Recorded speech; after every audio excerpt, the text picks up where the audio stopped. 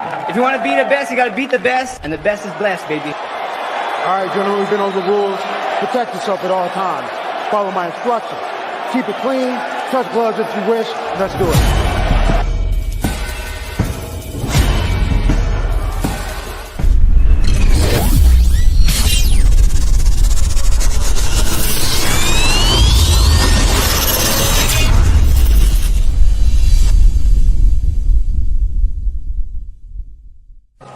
Ladies and gentlemen, this is the main event of the evening.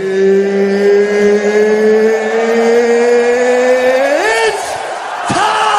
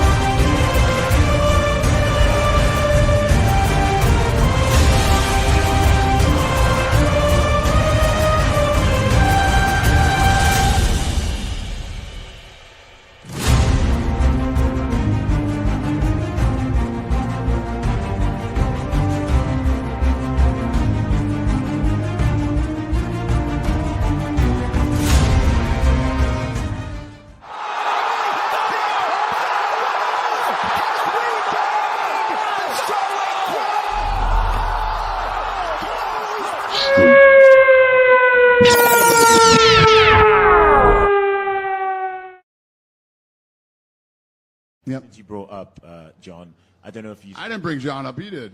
Oh, okay, fair enough. He gave you a layup. I don't know. Did you see his series of tweets over the last few days, inferring that basically he told you guys that he was retired last November and that your efforts to make the Aspinall fight were basically futile? It's not true. Okay. Yeah. Is that what you wanted to ask me? Well, yeah, that's what I wanted to ask you. But what do you make of him coming out and saying saying contrary to what you've said there? I don't know. I'm telling you the truth. Well, believe who you want to believe. I don't know how to respond here, but fair enough. Thank you.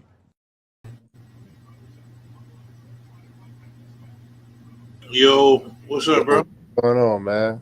Happy Sunday. Yeah, happy Sunday to you, too. What a hell of a card last night. Amazing fights. Epic knockouts. Fight of the year candidates. Everything. Had everything you could ever want. Well, what you think about the video that was just played? But before we get started on that, I want to apologize for the last show. We had some technical issues and technical difficulties. Yeah, man. We had good in the studio. They ate after dark, so kind of disrupted the fire content that we was trying to give y'all.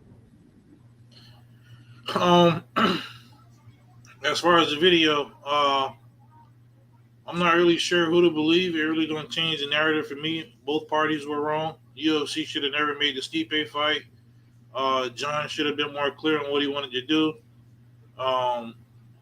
So I still feel the same way. I can't really take notes. I don't know who to believe. I don't know if John's telling the truth. I find it hard to believe. I don't want to believe that he said he was going to retire last November, and Dana just strung us along. You know what I mean? Yeah, I don't believe that either. Plus, if say what you want about Ariel, but he's won Reporter of the Year 16 times in a row for a reason. Usually, when he reports something, it's 100% true. And if he told him he retired in November, but then accepted the fight, and then to change his mind, they kind of don't add up. You feel me? And I mean, let's face it, like, I mean, it wouldn't be the first time that John Jones gave us the Kansas City Shuffle. You know what I'm saying? Yeah. I was listening to Demetrius Johnson. You know, he usually defends John Jones, but he said everybody was telling him basically, wow, just wow. What the fuck is this, Ilya? I know, right? That was crazy, insane. Wow is pretty much the only thing you can say about that. Thinking about happy Sunday to you too. So yeah, I was saying that I don't even know what I was saying. Talking about John Jones and Ariel reporting on it. Oh yeah, so I believe that he did accept the fight at some point and then change his mind. And I feel like once he accepted it and changed his mind, I feel like from that point, it's probably when Dana started trying to get him to take the fight again. But from what Dana said, it was just trying to get a date. And also, I do believe that they offered him the money he was asking for. I don't think that he expected them to offer it though. Yeah, I think he tried to price himself out. And then I heard a statement that he released saying that he don't want to fight dangerous up and comers no more. He want to fight established guys who like dangerous established guys. But there are no dangerous established guys left. So the dangerous up and comers is you when you got the belt, you can't be selective. At least we know Ian Gary was in the back crying somewhere. Probably gave him Layla from Layla for the night. So yeah, let's get into this card though, man. Let's do it. Epic. So far, it was card of the year. We had potential fight of the year candidate on there. We had some potential knockout of the years. A couple of submissions. Overall, man, this card lived up to expectation, maybe even over-delivered.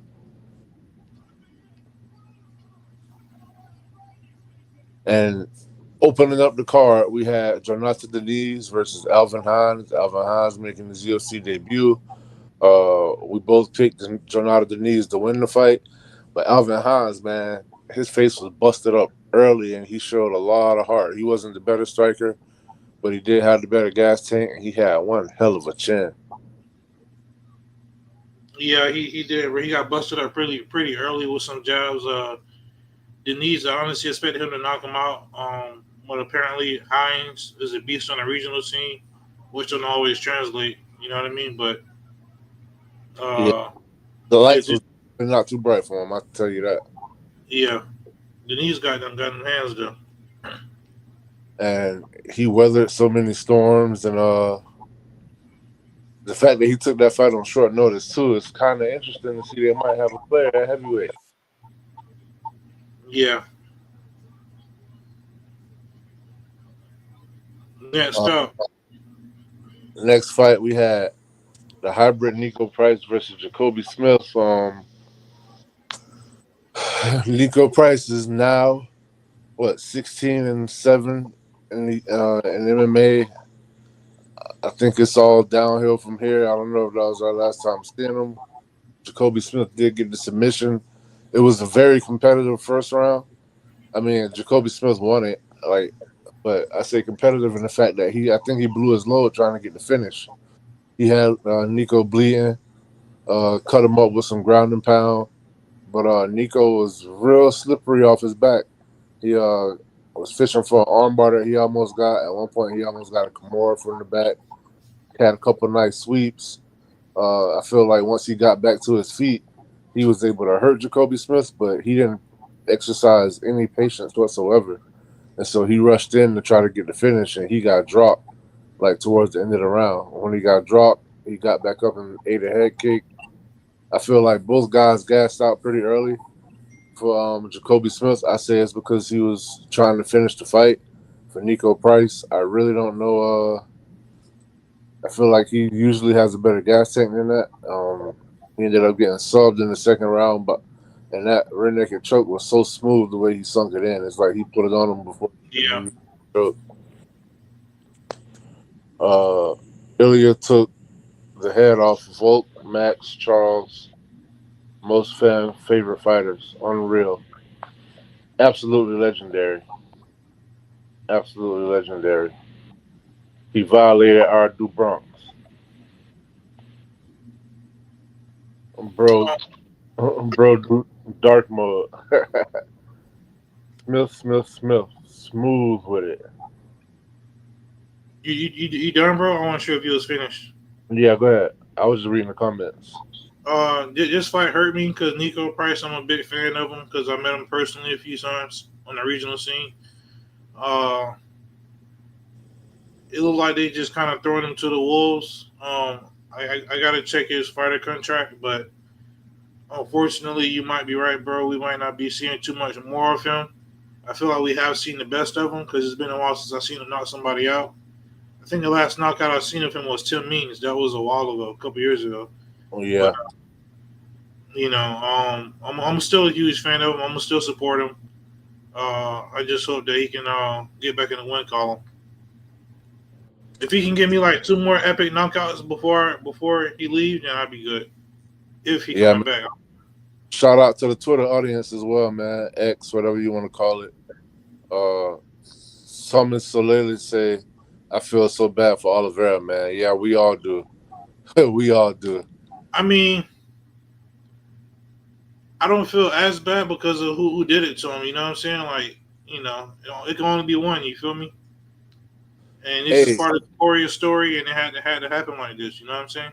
The crazy part is Topuria telling him, I'm sorry, it got to be you, like 2 days before the fight. Yeah, he knew, bro. He knew. Next up, we had T-Rex Terrence McKinney versus Vyacheslav Borishev. Terrence McKinney got his 16th first-round finish. He came in and just dominated, took him down, sunk in the Dars. Well, it went from a head and arm to a Dars, from a Dars. Then he transitioned to a guillotine, and then he got mount with the guillotine. Borishev tried absolutely everything he could to not tap and get out of there, but he exhausted all options and was forced to tap. Yeah, this was nasty, bro. T-Rex came through, guns blazing. Borishev, he got like a spinning back kick to the solar plexus to the body, and that was pretty much it for him. That was like within like the first 5 seconds. T-Rex caught the leg, took him down. I thought he was going to get him in that Dars, but he was able to transition and got the guillotine, I believe, and that was pretty cool. Raul Dara says Islam versus Ilya at 55 and Islam versus Ilya at 70. What's your honest opinion as a new? Ilya can't go to 70. He already a small lightweight, so he can't go to 70. I could see him trying it though, and like at this point, bro, I refuse to say what Ilya can't do. Smart man. I agree with that, but of course you do. Hey, let me see. Thomas says, like that is the first time I see him sleeping, not like wobbling or knocked down. No, literally sleeping. Like yeah, bro. We never seen Charles get put to sleep like that ever. From one shot too. Yep. And like I was saying, everybody was making a big deal about Ilya moving up in weight, but the one time he fought at 55, that was his nastiest knockout besides this one. So I feel like the power definitely translates. Yeah, he boy. More power because he's not cutting weight and depleting his body, Outlaw says Borishev really tried, but the lock was in. The way he was keeping his legs, boy. Yeah. Like he was a mouse in the mousetrap. Yeah. So we started off the card with 3 entertaining fights. Then we come to the long women's fight, Viviane Araújo versus Tracy Cortez. This fight played out exactly how I thought it would, except for Cortez had more success on the feet than I imagined she would. She looked like her striking has really stepped up. She was fast too. She had fast hands. Viviani started complaining at some point about something about the inside of her glove being greased, something like that. But I think at that point she was just losing and lost and frustrated. And once I saw her doing that, I knew her hair wasn't in the fight no more. Bro, earlier yesterday put a post on Instagram of him having dinner and captions were "Thank you for celebrating my victory." Mystic Mac thing, my guy. Confident as hell. Absolutely. That's been a theme lately. Before he won the championship, he put on his profile UFC champion. Then when he was 15-0, when he was getting ready to fight Max, he changed it to 16-0 before it happened, and he celebrated this victory 2 days before the victory.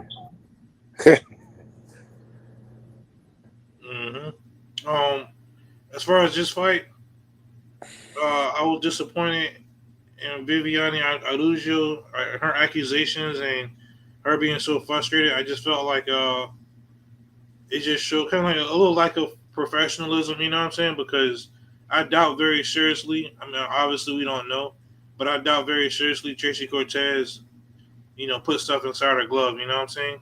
It would She be was, pointless if you're gonna yeah, grease your arms and your legs. right, and she just basically just dominated her. Even her striking, she edged her out in the striking, which was surprising because you would think that Viviani would have the edge, but I think the threat of the takedown just made her so hesitant.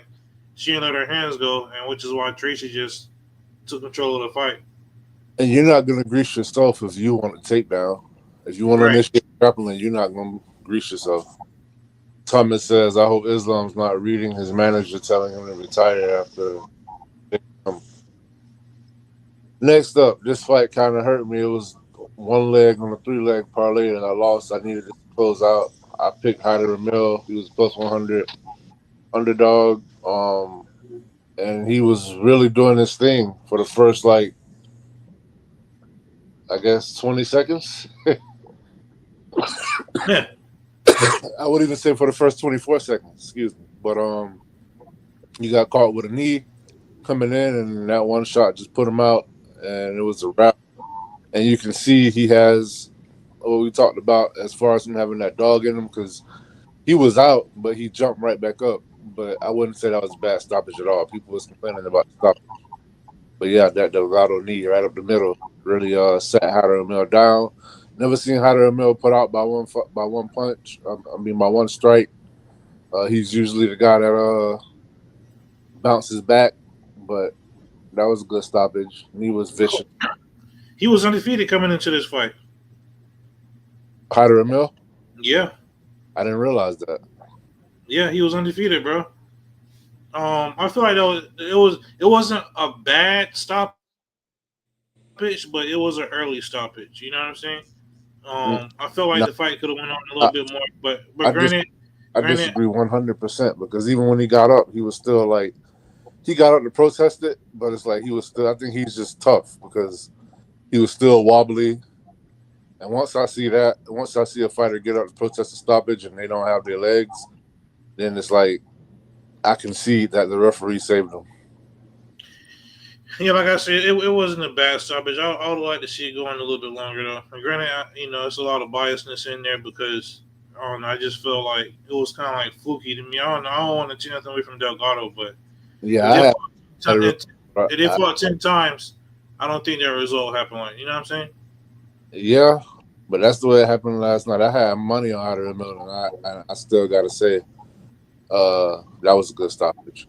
Raul says, bro, I think UFC itself won't like to make Islam versus Ilya because they have got their biggest face right now as Ilya. Islam retiring.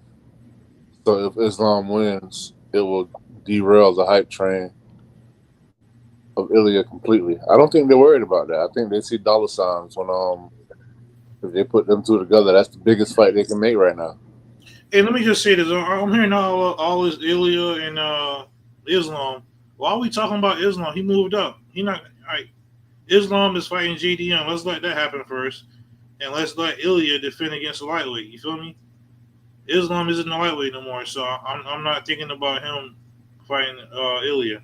But obviously, everybody talking about it because that's what everybody wanted for this card. And now that Ilya performed the way he did, that just makes that fight bigger if they can make it happen. So I get it. Like, yeah, in the natural order of things, Ilya should fight either Gaethje, Armin, or Patty. I would say Armin, but at the same time, if they could say bump all that, Ilya's gonna come back down and we'll make a super fight, I would rather them do that because some fights you just gotta make them. You get what I'm saying?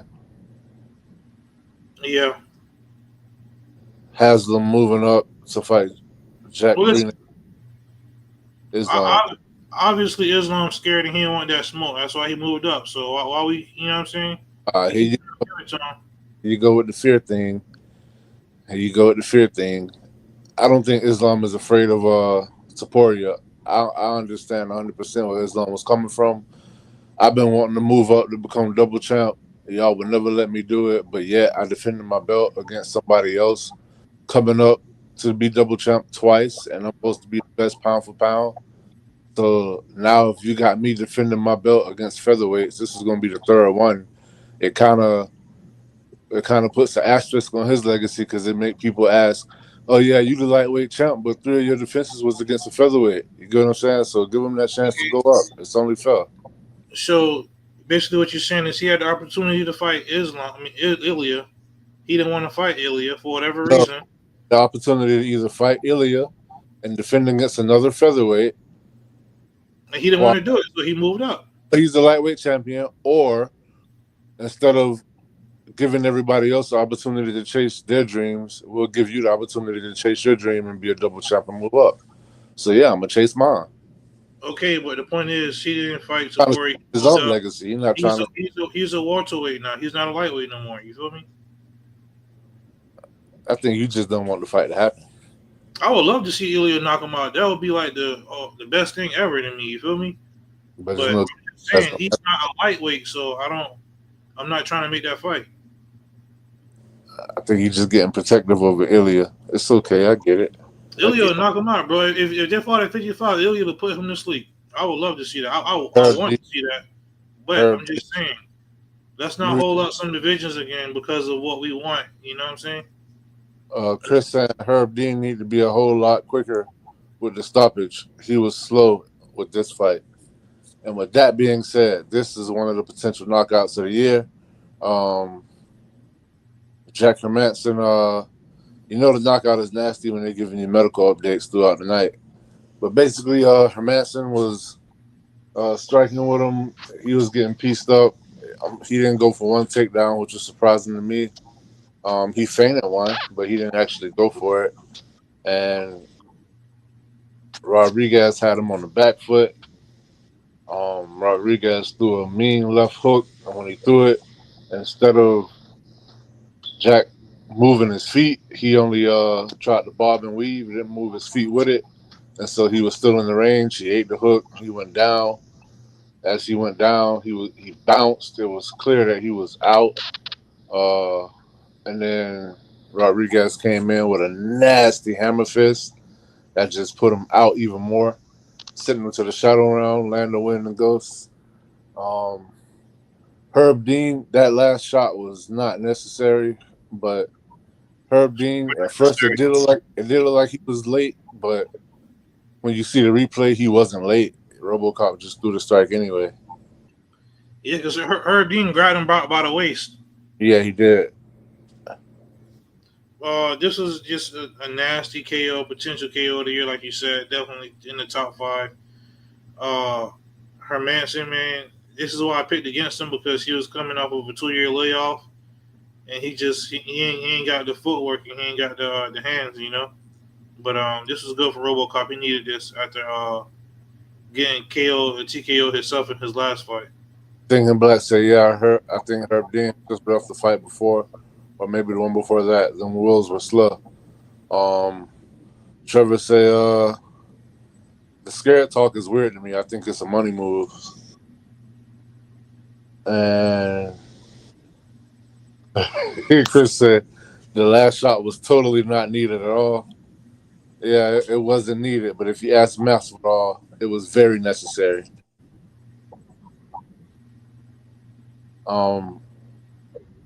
It's just crazy. It lets you know how people feel about people because when Masvidal, who's a fan favorite, did that to Askren, who everybody was annoyed with, he called him with the 3 or 4 extra shots.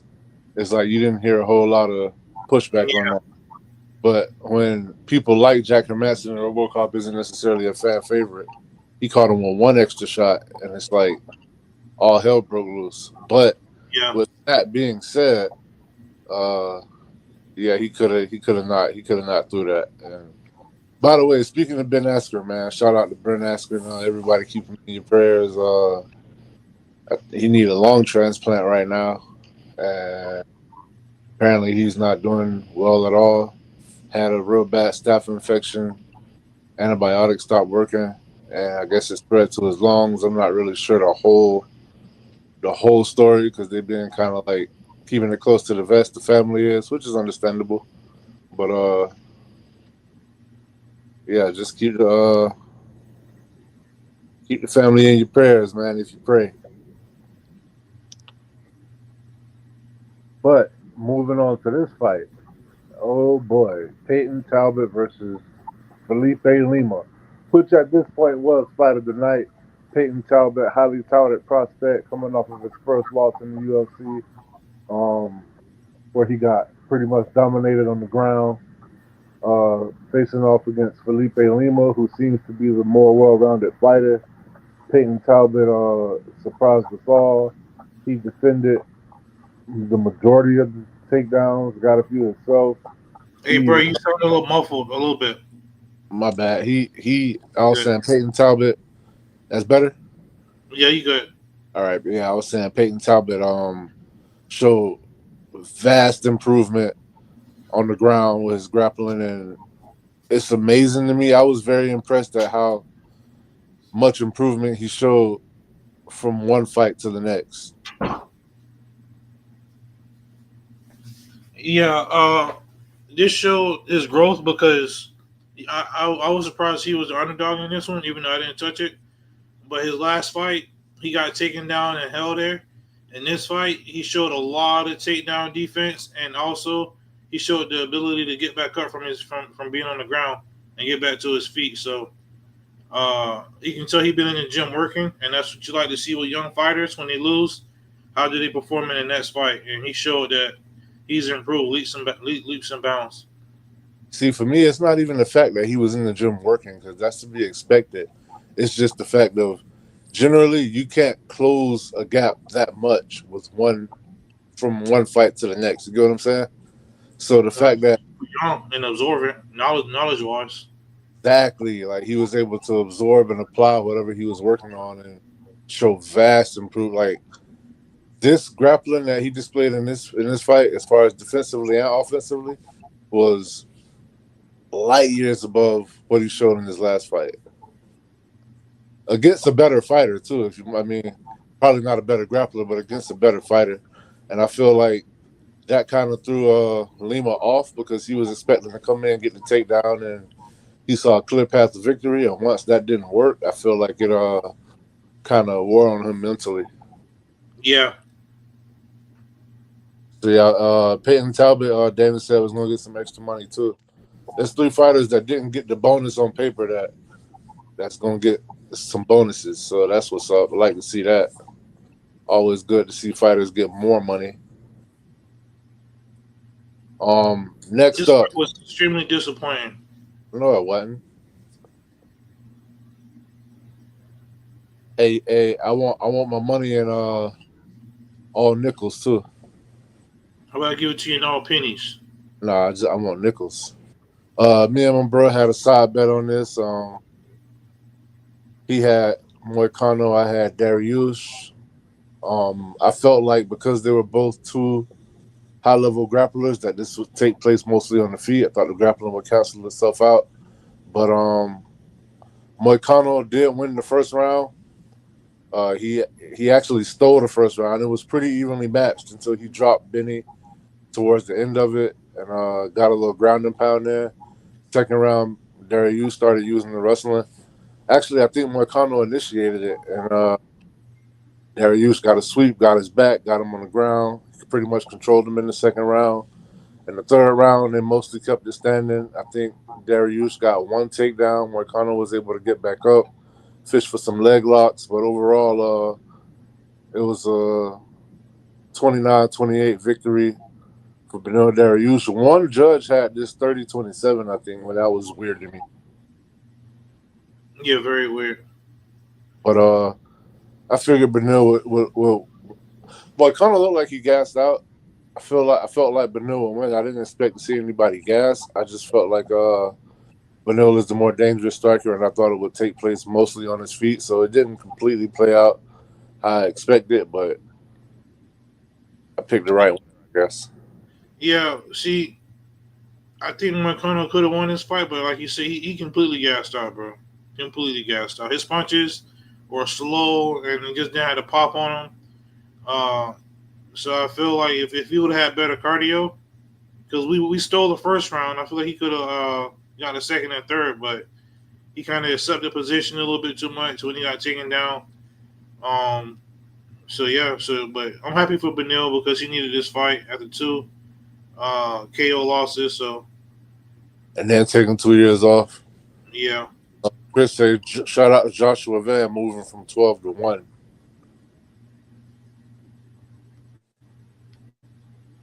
So yeah, Moicano's output in that third round was like it was literally no volume at all. It was crazy.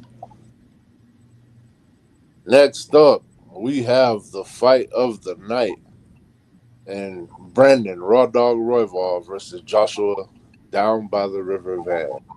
And what a fight it was! Oh my God, this was definitely fight of the year. When the whole card went off, man, I put this fight on and watched it again, and I'm probably gonna watch the whole card again today because the card itself was just. This was a 10 out of 10, but this fight right here by itself was a 10 out of 10. Definitely elevated the card, and the most exciting part about it, and I feel like the UFC should do this more. I like it when you have. All right, so this is a flyweight bout. Number 1 versus number 12. Number 12 stepped in 3 weeks' notice. He literally fought 3 weeks ago. This is his 5th fight for the year. It was supposed to be 1 versus 2, but Manel Cott broke his foot, pulled out, and stepped Joshua Van. He came in as the favorite, which was weird to me. I had Brandon Royval winning this fight. The volume was insane. I think they had landed over 400 punches. They had thrown over 400 punches before the third round even started. So that just go to show you what type of fight this was. I think what stood out the most to me was Joshua Van's ability to counter. Every time Royval would come in, he would get countered by like 2 and 3 punch combinations. Royval did have the reach advantage. He was trying to keep his jab pumping out there. He was using nice kicks to the body, nice leg kicks. I was surprised he didn't try to initiate any grappling. That threw me off. I felt like he didn't use his whole tool belt in this fight, but nevertheless, I think the biggest difference in this fight was the actual punching power. Because even when Royval would land, it wouldn't have the same effect as when Joshua Van landed. Outlaw says, epic fight. Does Van actually jump all the way to number 1? And yes, he does, because Dana even said it at the press conference, because this was supposed to be whoever won this fight was going to fight the winner of the championship fight that came right after it, when it was Manel Cott versus Brandon Royval. And they asked Dana at the pre-fight press conference, so since the winner of that fight was supposed to fight number 1, it was supposed to fight for the belt, if Van wins that fight, he still fights for the belt. And then he was like, yeah, definitely the winner of this fight fights the winner of a championship fight. So now Van gets a championship shot, which is pretty cool, only being in the UFC, 2 years? He said he started training 5 years ago, still young, only 25, 26, and he just took out the number 1 contender. So, yeah, it's only right. Hey, thing I like about it too, if you look at Joshua Van's path, he fought the Asian kid. I can't remember his name. Who was a good takedown person. He beat him, and then even Cody Durden, who was a takedown person. So I feel like he does have it in his tool belt to be able to withstand Pantoja's, like takedowns. You know what I mean? I feel like he got a good takedown defense. Um, if you look at the stats, Royval, I believe, landed more punches in every round, but Van just had more power, like you said, which is crazy to me. I thought Royval had a power, but when Van hit him, it was like knocking him back and knocking him off balance. You know what I mean? Yeah, Royval didn't use any of his chaotic, like, he was kind of like chaotic, but he wasn't using his knees as much, and he didn't try to. He kept it mostly punches. He landed a few kicks, but I would have liked to see him mix it up a little bit more. This fight was amazing, and I feel like what really cemented it was the way the third round ended. The way the third round, he dropped him, yeah, and he started the last minute of that fight. He started using that oblique kick every time Royval would step in, and I feel that was a game changer right there. And didn't throw any kicks through the whole fight for the most part until then, and you can tell it was really messing that leg up. Bro, this is one of the best things that could have happened for this division. A new contender emerging. It is, man, and just like that, it's like new life in the division because you still got Manel Kopp out there, who when he get healthy, could probably just get a title shot off GP, or he can fight. They can still do the Kakar France fight. Pantoja beat Royval twice or 3 times already, right? 2 or 3 times. Twice. I'm talking about Manel Kopp. I know. Did he fight Manel Kopp too already or no? Nah, they never fought. Okay. And before this fight, I wanted that to be the next fight, but me too. I don't think Kopp should have had to fight Royval. But I think they should have just gave him a championship fight. But it played out nice, and it was good watching the next fight, knowing that whoever wins this fight wins the last fight, and it made it even better of how exciting this fight was, man. Holy shit, this fight was a masterpiece, and I didn't know who the judges were going to give it to because I thought it was 1-1 going into the third, but then Joshua Van pulled away the last minute of the third round, and then with the last 15 seconds, he dropped Royval, and Royval thought the fight was stopped because he got finished, and he was mad, and he realized, that was the final bell. Yeah. Hey, if anybody in the chat disagree that this was fight of the year, let me know. Say something. In the meantime, next up, we had the Flyweight Championship. Reigning defender, undisputed, Alexandre the Cannibal Pantoja versus Kai Car France. And this was one of those fights where Car France looked like the moment was too big for him. It was one of those, honestly, after the first round, it's to me, even though nothing significant had really happened, it was obvious that Pantoja was going to outclass Kakar France. This is one of those fights where, okay, this is just an eventuality. I can go have some side conversations and just kind of watch for the finish because I don't know what it was. It was just obvious that Kakar France kept going down to one knee when he was throwing strikes. It was just weird, man. When Pantoja rushed in on him in the beginning of the fight, Car France did catch him with one, but once Pantoja got his hands on him, he just grabbed him, took him to the ground, started kind of manhandling him, and then one of my friends looked at it and he was like, "Oh, he's gonna get a submission." And it was funny because I had the same exact thought. Once I saw where this was going, you saw where this was going before it happened. You get what I'm saying? Yep.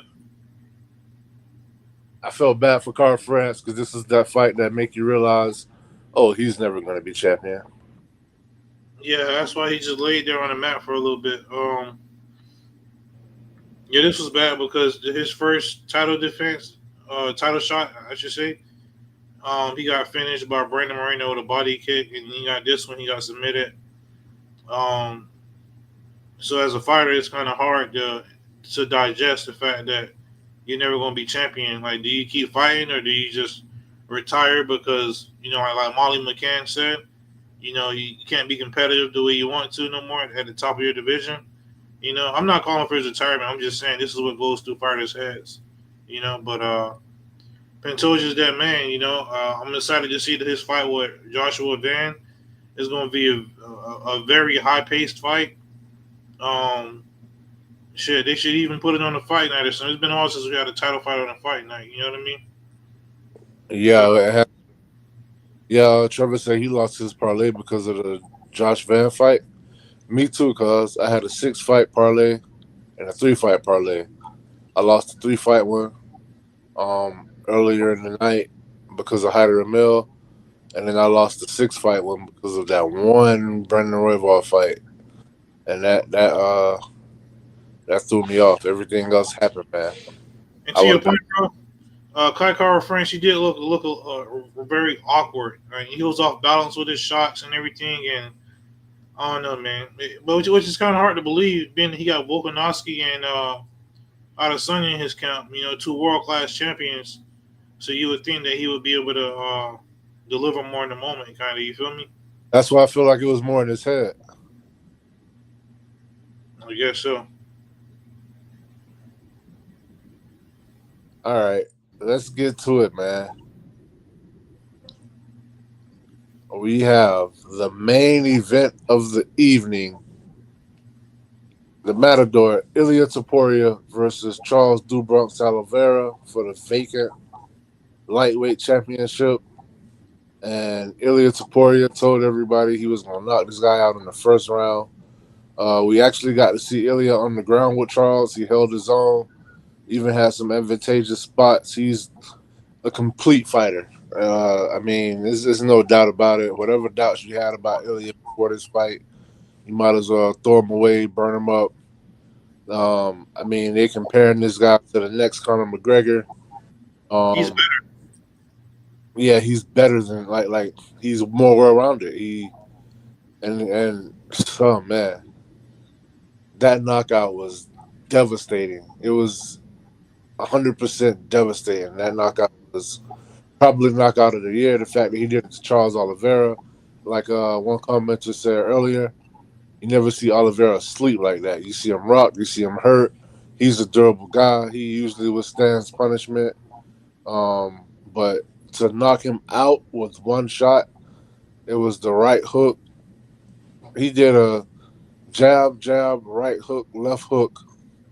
The right hook landed, and Charles Oliveira was coming in at the same time, and he was out. On the way down, before he could hit the ground, he got caught with a left hook. And then when he hit the ground, he got hit with like 2 more, maybe. And most of Ilia's finishes come against the cage. This was dead in the center of the octagon, which lets you know that Ilia was 100% right when he was saying, all I need for him to do is come forward. And so it's going to be a first-round knockout. I'm not going to have to chase him and cut him off, and that's exactly what happened. He called his shot. He nailed it. He celebrated the victory the day before he got it. And when you see him talking, man, we were just saying the other day how he be having this, like, it's like he got this permanent smile on his face, almost like it's like a cocky, arrogant, like I know something you don't smile. You get what I'm saying? Mm-hmm. This guy exudes confidence. When it's all said and done, he's going to go down as one of the top 5 greatest fighters in UFC history when it's all said and done. Because he's just going to keep knocking people out, submitting people. I don't see nobody stopping him. The only negative thing about this whole thing is I'm a huge Paddy Pimblett fan. And if those two fight each other, then that's going to be rough to watch for me. Yeah, they brought Paddy in the cage after. Dana was upset about that. I think Paddy was too, kind of. Like, of course, he's going to come in and talk, but you don't want that smoke. Like, you see the only thing he can say. Only thing he could say is, "You're not knocking me out." He didn't say you're not gonna beat me. Yeah, And but I want to see Ilya fight Gaethje, bro. Honestly, I think that's a fight to me. What do you think? yeah, they asked Dana. Gaethje was saying, "Give me a title shot, or I'm thinking about retiring." And Dana was like, "You know how I feel about people who say they're thinking about retiring, they should just retire. Like that's not how things work here. Like, and I get it because Gaethje's last 2 fights was title fights. Might have been the Yeah, BMF, but he got pay-per-view points and whatnot. yeah. Uh, to see Charles sleep like that, the first shot put him out, and there was 3 shots after that followed. Man, it was epic, bro. This is gonna go down as one of the. This is gonna be a highlight reel. How we always see McGregor and Eddie Alvarez. We're gonna forever be seeing this knockout. On the UFC intros and stuff like that. And so, hey, let me ask you this. So, I know people say the UFC has a star problem, but would you say that he's just made himself the biggest star in the UFC right now? Especially coming after a second O'Malley loss. Yeah, he's the biggest star in the UFC right now. I would agree with that. Thinking Black said, "You won't beat me in the same exact way." And that's kind of how Patty came off. Like, I'm not gonna win, but you're not gonna beat me like that. You just gotta think, okay, John Jones is retired. Adesanya doesn't have the belt no more, so Volkanovski, it ain't him. Amanda Nunez, I want to say it's her. It ain't Aspinall. Yeah, bro, you gotta be Topuria. And now he's doing it in 2 weight classes, man. It's put the rocket ship on his back, man. And that's one thing about it. Like, you never know where the next star coming from, but they always pop up. Like, it's like one thing. You damn right. Hey, Trevor, what you got against Aspinall other than the fact that he wanted to fight John Jones? He don't like Aspinall because people are saying that Aspinall can possibly beat John Jones, and he thinks Jones can smoke Aspinall. John Jones said it himself. He's dangerous, and I don't want to fight dangerous up-and-comers. I mean, so obviously John Jones think he a threat too. At one point, he even said, "Oh, I need 6 months to train for Aspinall." At another point, he said, "Oh, there's not enough footage on Tom Aspinall for me to study." And the reason why is because he get everybody out of there early. Yeah. And it's one thing to go back and watch Aspinall fights and say, "Oh, he knocked him out. He finished him. He submitted him. He knocked him out." But if you don't know the background of the guys he's doing this to, it could be kind of deceptive. You get what I'm saying? Yeah. But yeah. So anything else you want to add before we get to our awards? No, I was just happy that Ilya came away with the knockout. It made me proud. It was a good way to end the night. We seen 2 of the nastiest knockouts of the year and also fight of the year last night. So, great card. Hey, so let me ask you this. Would you rather Ilya Topuria lost, but you won the fight that we bet on and I owe you money?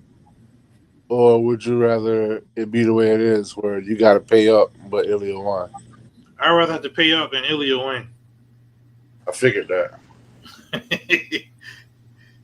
Yeah, definitely, bro. But hey, last night was one of those nights where it really made me question, like, damn, is this my favorite sport? Yeah. Because when you got fights like the Roval and Van fight, bro, like, I'm just saying, when you have a night like that, it's kind of hard to compare to like I would put that right up against like a really good NFL game. You know what I'm saying? And I would probably prefer this if it wasn't my team. All right. All right. With that being said, you ready to get into the awards? Let's do it. All right. Hold on a second. I don't got that kind of patience.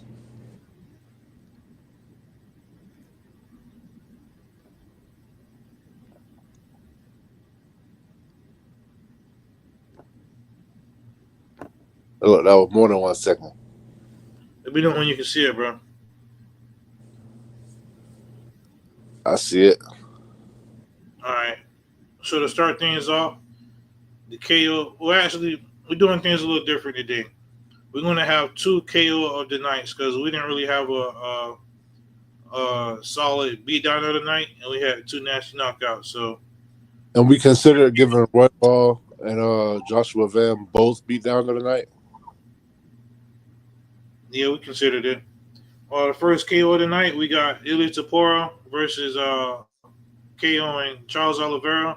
You can see that hook coming in, and you can see Oliveira just on the ground, out basically. And here come the hammer fist too, in the bottom picture. Just epic, bro. That was devastating, man. Hey, the side of Charles' head was swole. Yeah, That boy looking like Willie Lump. and Charles was a lot bigger than him too. Yeah. I'm telling you, he got the John Herbert treatment, man. And our second KO of the night, sleep mode activated. Rodriguez drops her Manson with a brutal finish. You can see Jack is just on the ground, sleep, out of there. Hey, you want to see a body? Huh. This was brutal, bro. It was. It really, really was. Man, last night was epic. I'm literally finna get off of here and go watch that card again.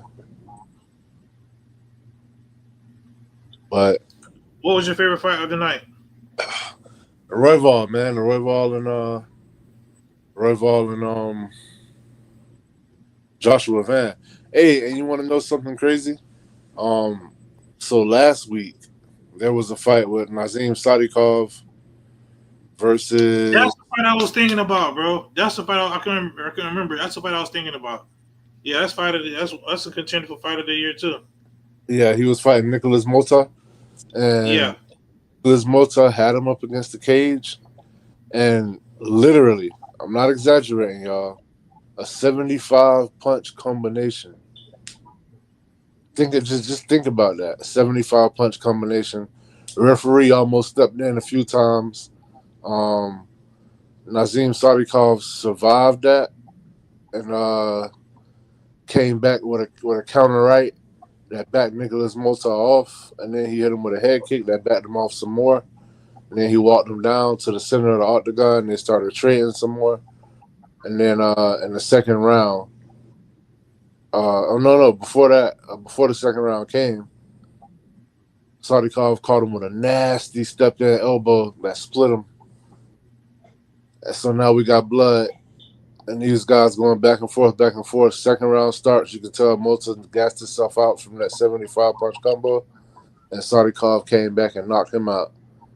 That was epic. That night, Dana said those guys both got an extra 100 G's each because he gave them both fight of the night and gave them both performance of the night. So, and I was glad to see that Royval got his win money last night because he had nothing to gain from that fight. Well, I guess he did because he was going to get the title shot next regardless. But, I mean, a lot of fighters would have been like, I'm not fighting the number 12 guy. You get what I'm saying? Yep. So it was good to see he got his show money, win money, and bonus as well. But overall, this was a great card. I give it a 10 out of 10. I don't think you've ever heard me give a card a 10. And that was pretty much it. I don't really got nothing else to add on that. This is a UFC Super Bowl, basically, International Fight Week, and I'm glad it delivered. This is definitely card of the year. It's going to be real hard to top it. Might be my last time to watch Fight Night with you for a little bit, bro. But you know, I'm glad we did go out on top of what we did. That was very epic. Yeah, well, As you can see, I got the next slate of cards pulled up right here. You got Lewis and Teixeira. I think Teixeira gonna beat Lewis, bro. man, don't nobody care about that when you see Holloway and Poirier on the screen, man. Get to the good stuff.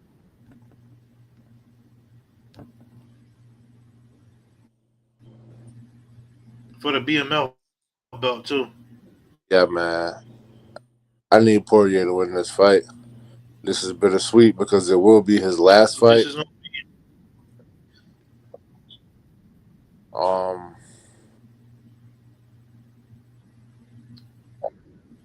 They'll go copy Law versus Costa. I remember I said he was supposed to fight Costa.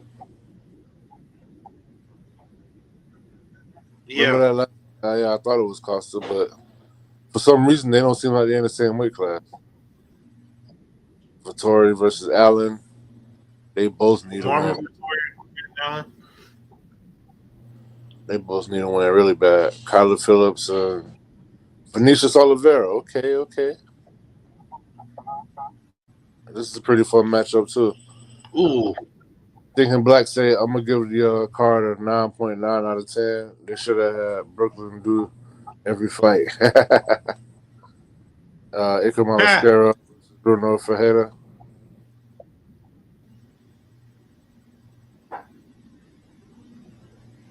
Neil Magny, Gunnar Nelson, Jimmy Crute, Martin Pratney.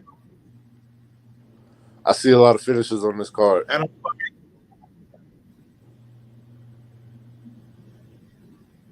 Carla Judice. Yeah. Isn't it funny to think that while we was watching UFC 317, there were people actually watching Jake Paul versus Julio Cesar Chavez Jr. instead. I didn't even know they fought last night. Yeah, I knew they was fighting, but it didn't matter. Who won? I don't know. I do know that Deontay Wilder got a knockout over the weekend, though.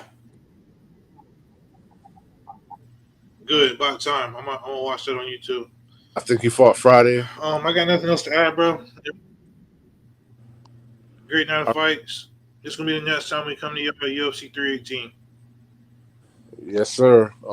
Thanks for everybody that's listening. Thanks for all the engagement. Thank you to the people on Twitter.